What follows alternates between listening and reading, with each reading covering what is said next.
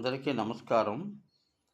ఈరోజు వీడియోలోని ఒక పోలీస్ స్టేషన్‌లో మహిళతో అసభ్యంగా ప్రవర్తించినట్టు పోలీస్ ఆఫీసర్ అని చెప్పి నిన్న ఒక వీడియో ట్రోల్ అయింది. దాని మీద ఇటువంటి సంఘటనలు చాలా ఇంతకుముందు జరిగాయి. దాని మీద సినిమాలు కూడా వచ్చాయి. అయినప్పటికీ ఈ సైన్స్ ఎంత అభివృద్ధి చెందుతుంది, మానవ మేధస్సు ఎంత అభివృద్ధి చెందుతుంది, ఆర్టిఫిషియల్ ఇంటెలిజెన్స్ అంటున్నారు.